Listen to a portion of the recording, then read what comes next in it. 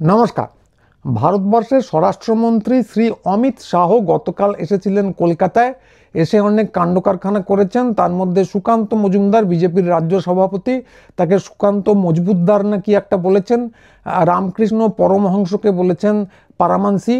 তো বাংলা এবং বাঙালি, এমনকি বিজেপির বাঙালি নেতাদেরও এটা যে ধার ধারেন না সেটা তার প্রমাণ। কিন্তু আজকের বিষয় সেটা নয়, ওই নিয়ে আমরা পরে একটা এপিসোড করব।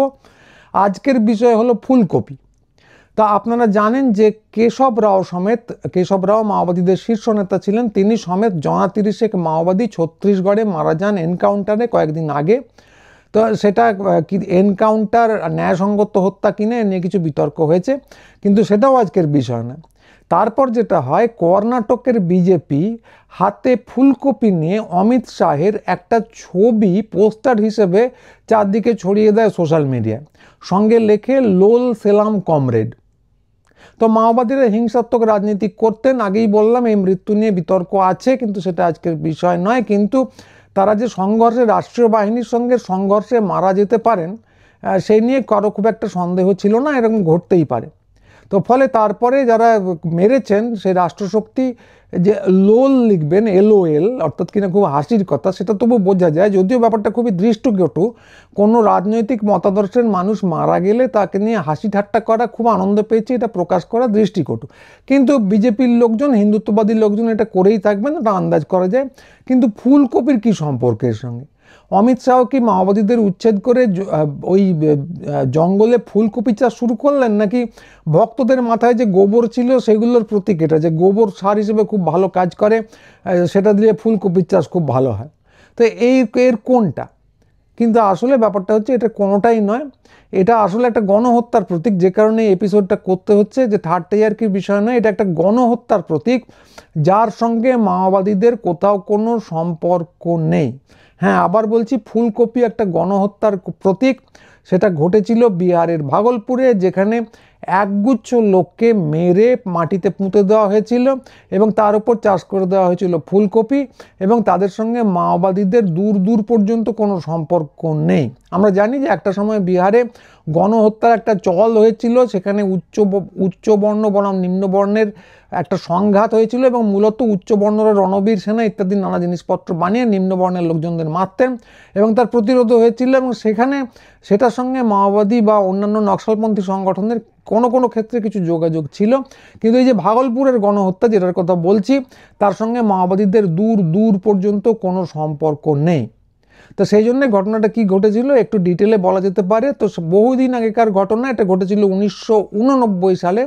তখন ভিডিও ফুটেজ টুটেজ বিশেষ নেই, কিছু স্টিল ফটোগ্রাফ আছে, যেটা আপনাদের দেখানোর চেষ্টা করব যদি কপিরাইটে আটকে না যায়। তো সালটা আবার বলছি যে 1989, জায়গাটা হচ্ছে বিহারের ভাগলপুর। এটা 1989 সাল, বহু বছর আগে। একবার মনে করিয়ে দেওয়া দরকার, 1989 সাল হচ্ছে সেই বছর যখন রাজীব গান্ধী প্রধানমন্ত্রী ছিলেন, এবং তারপর নভেম্বর মাসে ভোট হয় এবং সেখানে রাজীব গান্ধী পদচ্যুত হন। তো ভোটে তিনি হারবেন এর কয়েক মাস পরে, কিন্তু এটা তার আগের ঘটনা। ঠিক মোটামুটি 1 মাস আগে অক্টোবর মাসে হয়েছিল বিহারের ভাগলপুরের এই গণহত্যা, এবং এটা শুরু হয়েছিল রাম জন্মভূমি আন্দোলন দিয়ে। এবং আপনারা শুনে আশ্চর্য হবেন, তখনও বাবরি মসজিদ বলে একটা ব্যাপার ছিল। তো এখন বাবরি মসজিদ আর নেই, কিন্তু রোম যেমন একদিনে তৈরি হয়নি, বাবরি মসজিদও একদিনে ভাঙেনি। দীর্ঘদিন ধরে নানা প্রচেষ্টা করে, নানা রকম তথাকথিত আন্দোলন করে, মানুষ মেরে টেরে এর প্রেক্ষাপট তৈরি করা হয়েছিল। তো ভোটের ঠিক 1 মাস আগে, ভাগলপুরের কথা বলছিলাম আমরা, বৃহত্তর প্রেক্ষাপটের কথায় পরে যাব। ভোটের মোটামুটি 1 মাস আগে অযোধ্যার বাবরি মসজিদের জায়গায় রাম জন্মভূমি আন্দোলনের অংশ হিসেবে বিশ্ব হিন্দু পরিষদ ভাগলপুরে একটা রামশিলা শোভাযাত্রার আয়োজন করে। তো শিলা মানে কি? শিলা মানে ইট। ওরা তখন থেকেই 1989 সাল থেকেই ভেবে রেখেছিল যে ওখানে রাম মন্দির হবে, বাবরি মসজিদ ভাঙা হবে, এবং রাম মন্দিরের জন্য সারা ভারতবর্ষে ঘুরে ঘুরে তারা রামশিলা অর্থাৎ কিনা ইট সংগ্রহ করছিল।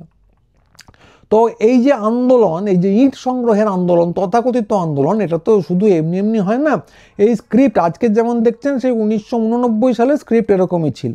ফলে এটা শুরু হয়, এই তথাকথিত আন্দোলন শুরু হয় দুটো মিথ্যে গুজব ছড়িয়ে পড়ে যে হিন্দু ছাত্রদের ভাগলপুরে বা বিহারের কাছাকাছি এলাকায় হত্যা করা হয়েছে।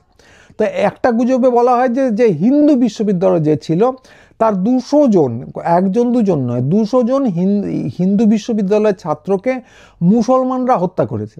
দ্বিতীয় একটা গুজবও ছড়িয়ে পড়ে যে সেখানে বলা হয়েছে যে 31 জন হিন্দু ছেলেকে হত্যা করে তাদের লাশ সংস্কৃত কলেজের একটি কুয়োতে ফেলে দেওয়া হয়েছে। ভাবুন, হিন্দু বিশ্ববিদ্যালয় এবং সংস্কৃত কলেজ। তো বলা বাহুল্য এগুলোর সঙ্গে বাস্তবতার কোনো সম্পর্ক নেই, এগুলো আসলে ঘটেনি। ফেক ফ্যাক্টরি এখন যেমন ছিল তখন ফেক ফ্যাক্টরির সূচনা বিন্দু দেখা যাচ্ছিল, যেগুলো মুখে মুখে ছড়াতো। তখনও হোয়াটসঅ্যাপ ইউনিভার্সিটি তৈরি হয়নি, কিন্তু ফেক ফ্যাক্টরির যে সূচনা বিন্দু ওটা কিন্তু ওটাই 1989 সাল। তো এরপরে এই গুজব রটানোর পর শুরু হয় আসল ঘটনা। ঘটনাটা শুরু হয় অক্টোবরের শেষে, 24শে অক্টোবর 1989। জেলার বিভিন্ন জায়গা থেকে আসা রামশিলা শোভাযাত্রাগুলো গৌশালা বলে একটা জায়গা আছে, সেখানে সেই এলাকায় যাওয়ার কথা ছিল এবং সেখান থেকে সেগুলো অযোধ্যার দিকে রওনা হবে এরকম কথা ছিল। তো পার্বতী বলে একটা জায়গা ছিল, সেখান থেকে আসা একটি শোভাযাত্রা শান্তিপূর্ণভাবে তাতারপুর, একটি মুসলিম অধ্যুষিত এলাকা, ওখানে ছিল আরেকটা এলাকা তাতারপুর, সেটা অতিক্রম করে। কারণ শোভাযাত্রার যে নেতা ছিলেন সেই মহাদেব প্রসাদ সিং হিন্দুদের উস্কানিমূলক স্লোগান দিতে না করতে অনুরোধ করেছিলেন, ফলে শান্তিপূর্ণভাবে মুসলমান এলাকা দিয়ে শোভাযাত্রাটা পার হয়ে যায়।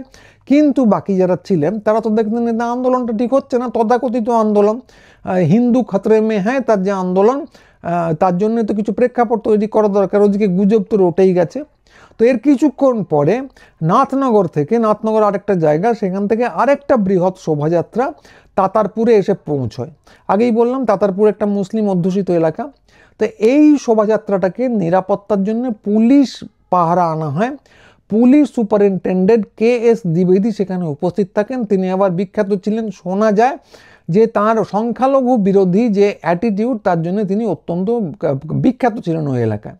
তো ফলে শোভাযাত্রায় কিছু অংশগ্রহণকারী স্লোগান দিতে শুরু করেন। আগের যে শোভাযাত্রাটা গিয়েছিল সেখানে খুব একটা উত্তেজক ব্যাপার হয়নি, এইখানে কিছু অংশগ্রহণকারী স্লোগান দিতে শুরু করেন, হিন্দি হিন্দু হিন্দুস্তান, মোল্লা ভাগো পাকিস্তান, যে স্লোগান আপনারা এখনও শুনতে পারেন। আবার দেখবেন সেই 30-35 বছর আগে ওখান থেকেই কিন্তু এটার উৎপত্তি।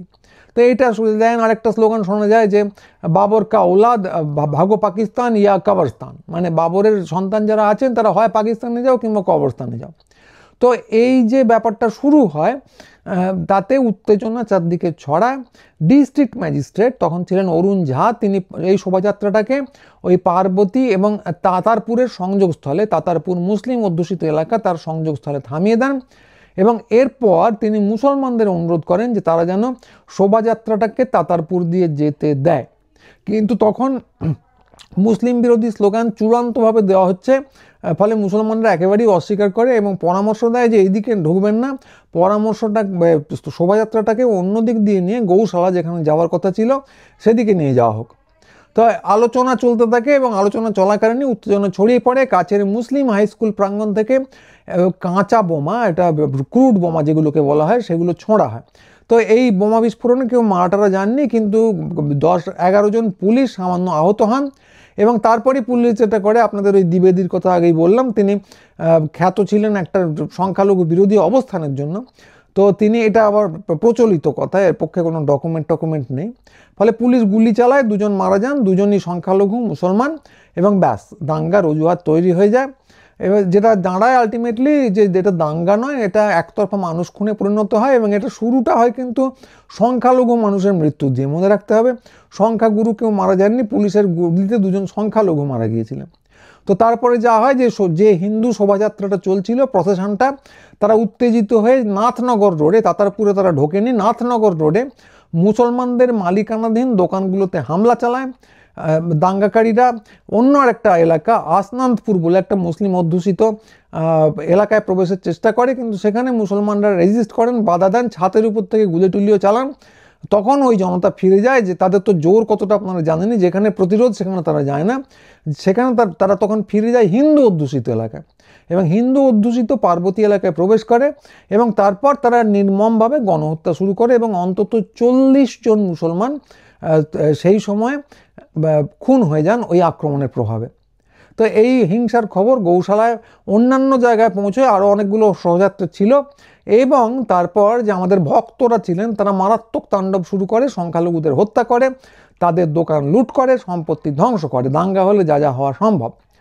পরের দিন 24শে অক্টোবরের কথা এটা, পরের দিন অর্থাৎ 25শে অক্টোবর 8,000 জনের একটা বিশাল জনতা, ওই ভক্তদের জনতা, মাদানীনগর একটা মুসলমান বসতি সেটা লুট করে, ধ্বংস করে এবং পুরো শহরটাকে একটা ভূতের শহরে পরিণত করে। তো রাজ্য সরকার জরুরিভাবে অনুরোধ করে যে 26শে অক্টোবর ওই দিনেই সেনাবাহিনী মোতায়েন করা হয়। এবং শোনা যায় যে মুখ্যমন্ত্রী যিনি ছিলেন তিনি সত্যেন্দ্র নারায়ণ সিং তখন ছিলেন মুখ্যমন্ত্রী। তিনি ওই যে পুলিশ সুপার যার কথা বললাম তাকে সরিয়ে দিতে বলেন, কারণ তার বিরুদ্ধে নানা রকম অভিযোগ ছিল, এবং অজিত দত্ত বলে আরেক অফিসারের হাতে দায়িত্ব তুলে দিতে বলেন। কিন্তু রহস্যজনকভাবে তারপর দ্বিবেদীর এই বদলির আদেশ, এসপি দ্বিবেদীর এই বদলির আদেশ বাতিল করে দেওয়া হয়। তো শোনা যায় এখানে যে হিন্দুত্ববাদী জনতা, তার যে চাপ, উন্মত্ত জনতা, তার একটা চাপ ছিল। শোনা যায় যে রাজীব গান্ধীরও এতে ভূমিকা ছিল। রাজীব গান্ধী বললাম যে 1 মাস পরে কিন্তু ভোটে হারবেন, এবং তিনি এই রাম মন্দির যে দরজা, বাবরি মসজিদের দরজা, সেটা খুলে দিয়েছিলেন। এবং তিনি তারপরে যে বোতল থেকে দৈত্য বেরিয়ে এসেছিল তাতে কোন ঠাসা হয়ে পড়েছিলেন, এবং ভোটে হারার যে পদধ্বনি সেটা শোনা যাচ্ছিল। ফলে তিনি হিন্দুদের আর চটাতে চাননি। তিনি সত্যি সত্যি সেকুলার মানুষ ছিলেন, কিন্তু নরমপন্থার যে বিষ সেটা যে কোন জায়গায় পৌঁছয় এটা থেকে বোঝা যায় যে তিনি হিন্দুদের আর চটাতে চাননি। ফলে দ্বিবেদীকে সরাননি, এটা শোনা যায়। এর পক্ষেও কোনো ডকুমেন্ট আছে তা নয়, এটা শোনা যায়। তবে খুব সম্ভবত এর মধ্যে সত্যের একটা অংশ আছে। তো ফলে দ্বিবেদী থাকেন এবং নরককাণ্ড চলতে থাকে। 26শে অক্টোবর যেদিনের কথা বলছিলাম, সেদিন হিন্দু অধ্যুষিত পরন্দরপুর গ্রামে অন্তত 11 জন মুসলমানকে হত্যা করা হয়। একই দিনে ভাগলপুরের নয়াবাজার এলাকায় জনসমক্ষে 18 জন মুসলমানকে মারা হয়, যার মধ্যে 11 জন শিশু ছিল, এবং প্রায় 44 জন মুসলমান, তার মধ্যে 19 জন শিশু ছিল। এই সংখ্যাটা নিখুঁতভাবে জানা যায় কারণ এর পরে এটার বিচার হয়েছিল। স্থানীয় কিছু হিন্দুর সহায়তায় যমুনা কোঠি নামক একটা জায়গায় একটা ঘরে, একটা ভবনে আশ্রয় নেয়, এবং সকাল 10:30 নাগাদ প্রায় 70 জনের একটা সশস্ত্র জনতা ওই যমুনা কোঠিতে ঢুকে পড়ে। তাদের হাতে ঠিক গুজরাট মডেলের মতো ছিল তলোয়াল, কুড়ুল, হাতুড়ি, লাঠি। তো 10 মিনিটের মধ্যে, মাত্র 10 মিনিটের মধ্যে তারা 18 জন মুসলমানকে হত্যা করে। কিছু শিশুর শিরশ্ছেদ করে ফেলা হয়, কিছু শিশুর হাত পা কেটে ফেলা হয়, কিছু জনকে 3 তলা থেকে নিচে ফেলে দেওয়া হয়।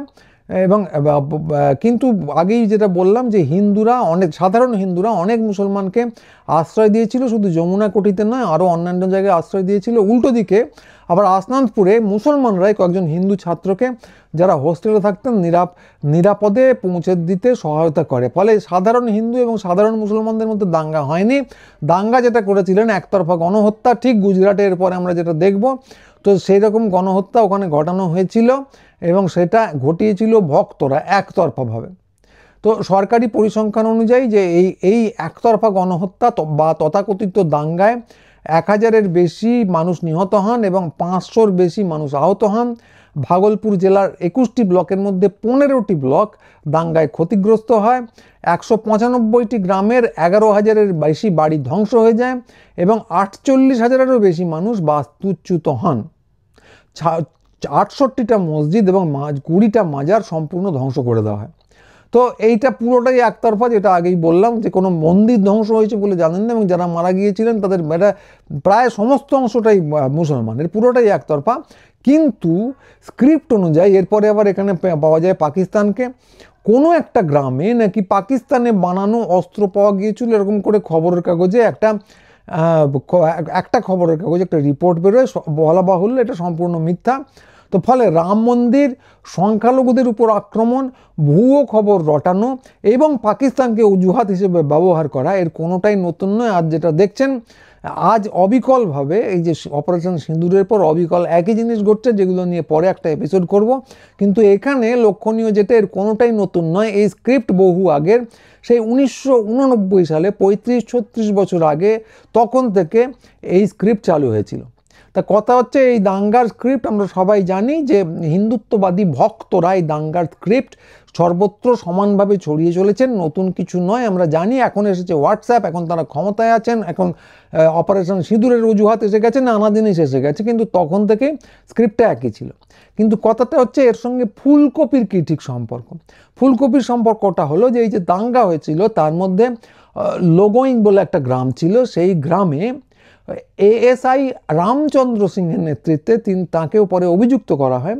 প্রায় 4000, এএসআই মানে কিন্তু পুলিশ, মাথায় রাখবেন, প্রায় 4000 জনের একটা উগ্র জনতার দল, ভক্তের দল বলতে পারেন, তারা হামলা করে। 116 জন মুসলমানকে সেখানে হত্যা করা হয়, গ্রামটাকে প্রায় সম্পূর্ণভাবে ধ্বংস করে দেওয়া হয়। একজন বেঁচে ছিলেন বলে তিনি পরে সাক্ষ্যও দেন। তো এই হত্যাকাণ্ড শুধু করা হয় তাই নয়, এই হত্যাকাণ্ডের প্রমাণ লুকোনোর জন্য মৃতদেহগুলোকে মাটি চাপা দিয়ে তার ওপর ফুলকপি চাষ করে দেওয়া হয়। তো 2007 সালে, এর অনেক দিন পরে, বহু টালবাহানার পর ওই পুলিশ কর্তা সহ 14 জনকে এই হত্যাকাণ্ডের দায়ে দোষী সাব্যস্ত করা হয় এবং যাবজ্জীবন কারাদণ্ড দেওয়া হয়। এখনও খবর নিয়ে যে তারা আছেন কিনা জেলে, সেটা খবর নিয়ে পরে আপনাদের জানাবো। কিন্তু যেটা দেখা যাচ্ছে যে এই যে রাম মন্দির, পাকিস্তান সংখ্যালঘু পুলিশের নেতৃত্বে আক্রমণ এবং লাশ পুঁতে গায়েব করে দেওয়া, সবকটাই নতুন কিছু নয়, আপনারা পেয়ে গেলেন এই স্ক্রিপ্টে। এবং এই স্ক্রিপ্টটা যে ওনারা এই স্ক্রিপ্টের বিপক্ষে মাঝে মাঝে এই যে উত্তেজিত হয়ে ঘটিয়ে ফেলেন তা নয়, এই স্ক্রিপ্টটা যে পরিকল্পিত, ফুলকপি যে ওনাদের একটা গর্বের বিষয়, সেটা এই পোস্টার যেটা দিয়ে আমি শুরু করেছিলাম, অমিত শাহের হাতে ফুলকপি দেওয়া পোস্টার যেটা এআই দিয়ে বানানো হয়েছে, সেই স্ক্রিপ্টটার এটা হচ্ছে একটা প্রতীক। এক কথায় এই যে পুরো হত্যাকাণ্ড, পাকিস্তান সংখ্যালঘু পুলিশের নেতৃত্বে আক্রমণ, লাশ পুঁতে গায়েব করে দেওয়া এবং সবার পিছনে আছে জয় শ্রীরাম স্লোগান এবং সবার পিছনে আছে বাবরি মসজিদ ধ্বংস, রাম মন্দিরকে উদযাপন করা, এই সব মিলিয়ে পুরো স্ক্রিপ্টটাকে এক কথায় বলে দেওয়া হয়েছে ফুলকপি দিয়ে। এর সঙ্গে মাওবাদীদের বিশেষ কোনো সম্পর্ক নেই, এর সঙ্গে মাওবাদীদের আদৌ কোনো সম্পর্ক নেই, এর সঙ্গে সংখ্যালঘু নিধন এবং তথাকথিত উগ্র হিন্দুত্ব, যেটা একটা বিশেষ হিন্দুত্ববাদী দল বিজেপি করে থাকে, এটা সম্পূর্ণভাবে তাদের স্ক্রিপ্টের প্রচার এবং গর্বিত প্রচার। এবং তার সঙ্গে আছে ওই এলওএল, যেটা সোশ্যাল মিডিয়ায় ব্যবহার করা হয় হাসির ছবি দিয়ে। এটা করে ওরা অনুতপ্ত তো ননই, এটা করে ওরা আনন্দিত এবং এটাই ওদের স্ক্রিপ্ট। তো ব্যাপারটা খুবই হাসির বোঝাই যাচ্ছে, ওদের জন্য হাসির কথা, কিন্তু আমাদের জন্য না। মাওবাদী নিধন টিধন না, এইসব সিঁদুর টিদুর না। আসলে যেটা চলছে আগেই বললাম, সেটা হলো সংখ্যালঘু নিধনের একটা স্ক্রিপ্ট, সেটা পরিষ্কার বোঝা যাচ্ছে। তো এতে পাপ কিন্তু সকলেরই আছে। রাজীব গান্ধীর কথাটা আগেই বললাম, তিনি বাবরি মসজিদের দরজা খুলে দিয়েছিলেন। রাজীব গান্ধীকে যারা হঠাতে গিয়েছিলেন তাদের মধ্যে ছিলেন বিশ্বনাথ প্রতাপ সিং, তিনি সরকারে আসেন 1989 সালে। তারা একদিকে বিজেপি এবং একদিকে বামেদের সাহায্য নেন, ফলে এই যে শক্তিগুলো এরাও বিজেপিকে একরকম করে বাড়তে সাহায্য করেছে। পরবর্তীকালে পশ্চিমবঙ্গের যে মুখ্যমন্ত্রী আছেন বর্তমান, মমতা বন্দ্যোপাধ্যায়, তিনিও একটা বিজেপি সরকারে যান। ফলে এই যে পুরো জিনিসটা, এতে কিন্তু পাপ সকলেরই আছে। এই যে আমি বলছি আমারও পাপ আছে, কারণ আমরা সেই সময় রাজীব গান্ধী হটে যাওয়ার ফলে খুব আনন্দ পেয়েছিলাম, বিজেপি যে একটা বিপদ সেটা বুঝতে পারিনি। ফলে পাপ সকলেরই আছে, আলাদা করে সিঙ্গল আউট করার কিছু নেই। কিন্তু এই পাপের ফলে, আমাদের সমবেত একটা পাপের ফলে এই যে বিষ বৃক্ষ এটা বেড়েছে এবং তারই ফলে তৈরি হচ্ছে এই পোস্টার, এই ঘৃণ্য পোস্টার, যেখানে একটা সংখ্যালঘু নিধনের যে প্রতীক সেটা ভারতের স্বরাষ্ট্রমন্ত্রীর হাতে দিয়ে গর্বিতভাবে প্রচার করা হচ্ছে এবং সেটা নিয়ে প্রচণ্ড আনন্দ প্রকাশ করা হচ্ছে। তো এখন এই বিষ বৃক্ষটা বেড়েছে, স্ক্রিপ্টটা ঠিক একটা আছে তা নয়। আদিবাসী হটাওয়েরও স্ক্রিপ্ট চলছে, বাঙালি হটাওয়ের স্ক্রিপ্টও একটা চলছে, সেগুলো নিয়ে পরে অন্য এপিসোডে বলবো। কিন্তু এই যে ফুলকপির ব্যাপারটা, এটা যে আপতিক নয়, অ্যাক্সিডেন্টাল নয়, এইটুকু বলার প্রয়োজন ছিল, সেই জন্যে আজকের এই এপিসোড। তাই একটা ভয়ঙ্কর স্ক্রিপ্ট চলছে, এর মধ্যে কতটা ভালো থাকা যায় জানি না, কিন্তু ভালো থাকার চেষ্টা করবেন। আর গুরু চণ্ডালীর যে চ্যানেল আছে অবশ্যই সাবস্ক্রাইব করবেন, কারণ পরবর্তী এপিসোডগুলোতে আরও গুরুত্বপূর্ণ কিছু জিনিসপত্র নিয়ে আসব এবং সেগুলো অবশ্যই দেখবেন, নিজেরা দেখবেন, অন্যদের দেখাবেন, বন্ধুবান্ধবদের পাঠাবেন। এভাবেই ছোট মিডিয়া চারদিকে ছড়িয়ে পড়বে। ছোট মিডিয়ার হাতেই এখন কিন্তু ভরসা, ছোট মিডিয়াই এখন ভরসা, তাদের হাতেই কিন্তু ভবিষ্যৎ। বড় মিডিয়া গদি মিডিয়ায় রূপান্তরিত হয়েছে, তাদের উপর ভরসা করার কিছু নেই। এটা বারবার বলি, আজকেও বললাম। আমাদের সাইটেও আসবেন, লিখবেন, পড়বেন। তো আজকে এইটুকুই, সবাই ভালো থাকবেন, নমস্কার।